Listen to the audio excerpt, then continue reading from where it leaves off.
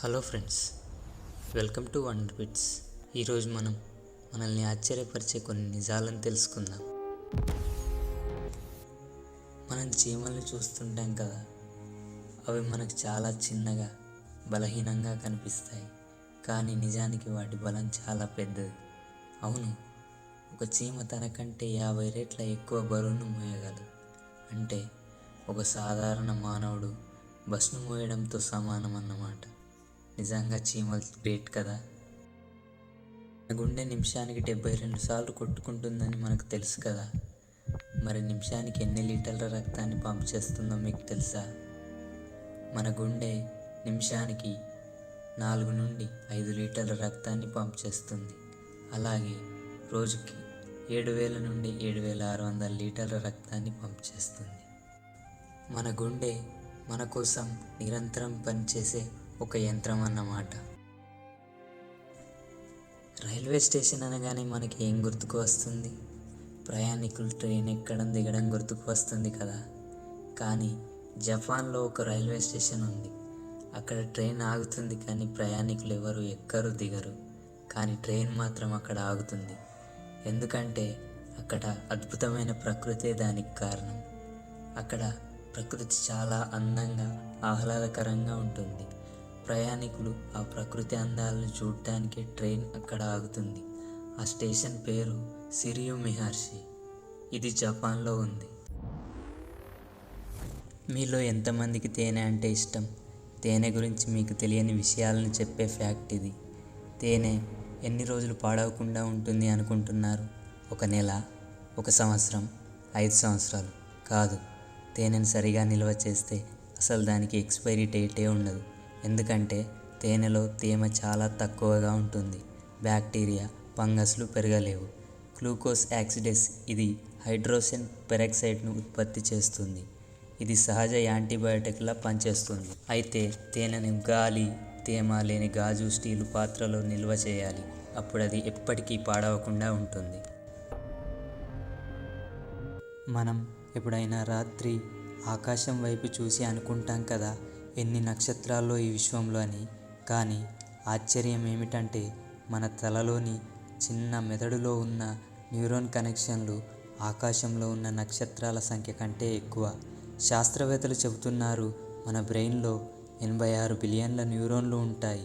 ఒక్కో న్యూరాన్కి వేల లక్షల కనెక్షన్లు ఉంటాయి అంట. మొత్తం కనెక్షన్ల సంఖ్య ఆకాశంలో అన్ని నక్షత్రాల కంటే ఎక్కువే.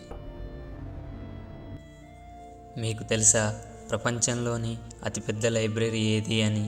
ప్రపంచంలోనే అతిపెద్ద లైబ్రరీ అది లైబ్రరీ ఆఫ్ కాంగ్రెస్. ఇది అమెరికాలోని వాషింగ్టన్ డీసీలో ఉంది. ఈ లైబ్రరీలో ఎన్ని ఐటమ్స్ ఉన్నాయో తెలిస్తే మీరు షాక్ అవుతారు. అవును, ఈ లైబ్రరీలో 170 మిలియన్స్కు పైగా ఐటమ్స్ ఉన్నాయి. ఐటమ్స్ అని ఎందుకు అంటున్నా అంటే ఇందులో కేవలం పుస్తకాలే కాదు, maps, manuscripts, photographies, newspapers, audio and video రికార్డింగ్లు కూడా ఉన్నాయి.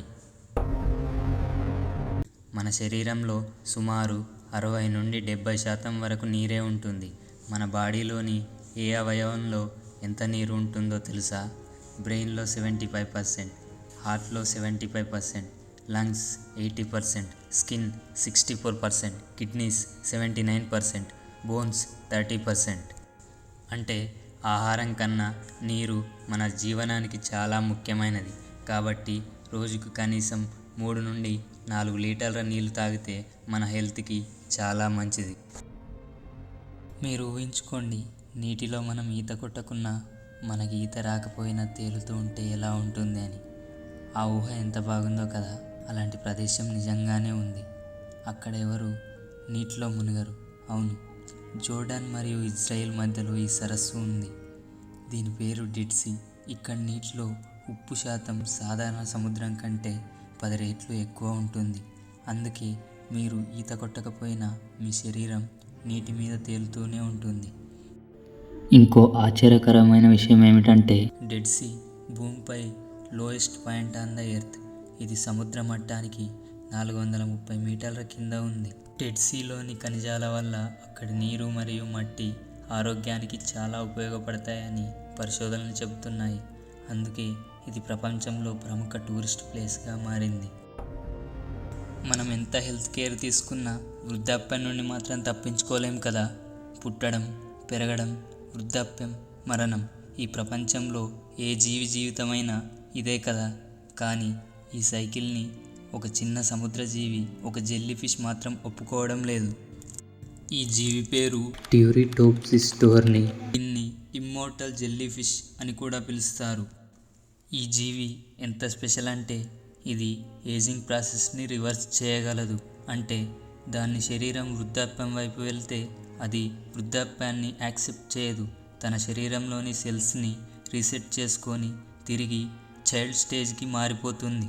అంటే మళ్ళీ బేబీ జెల్లీ ఫిష్లా మారుతుంది. ఇలా లైఫ్ సైకిల్ని మళ్ళీ రిపీట్ చేస్తుంది. అంటే థియరాటికల్లీ ఈ జెల్లీ ఫిష్ ఎప్పటికీ చనిపోదు. ఇది ఎలా సాధ్యమవుతుందని శాస్త్రవేత్తలు రీసెర్చ్ చేస్తున్నారు. ఇది తన శరీరంలోని సెల్స్ని ట్రాన్స్డిఫరెన్షన్ అనే ప్రాసెస్ ద్వారా మార్చేస్తుంది. అంటే ఒక సెల్ని ఇంకో టైప్ ఆఫ్ సెల్గా మార్చి దాదాపు కొత్త శరీరంలా క్రియేట్ చేసుకుంటుంది. ఈ చిన్న జీవి నుండి ప్రేరణ తీసుకొని భవిష్యత్తులో మనుషులు కూడా వృద్ధాప్యాన్ని స్లో చేయగలరా లేదా ఎప్పటికీ జీవించగలరా అనే ప్రశ్నలకు శాస్త్రవేత్తలు సమాధానాలు వెతుకుతున్నారు. సిద్ధాంతపరంగా ఇది సాధ్యం అని చెబుతున్నారు, కానీ వాస్తవంలో ఇది ఇంకా రహస్యంగానే ఉంది. ఈ చిన్న జీవి మనకు చెప్పే మెసేజ్ ఏంటంటే ప్రకృతి వద్ద ఎన్ని రహస్యాలు దాగి ఉన్నాయో మనం ఇంకా తెలుసుకోలేదు అని. ఈ రోజుకి ఇవే అండి ఫ్యాక్ట్స్. మీకు నచ్చితే తప్పకుండా లైక్, షేర్ చేయండి. ఇంకా ఇలాంటి ఇంట్రెస్టింగ్ ఫ్యాక్ట్స్ తెలుసుకోవాలంటే వండర్ బిట్స్ ఛానల్ని సబ్స్క్రైబ్ చేయండి. మళ్ళీ కలుద్దాం.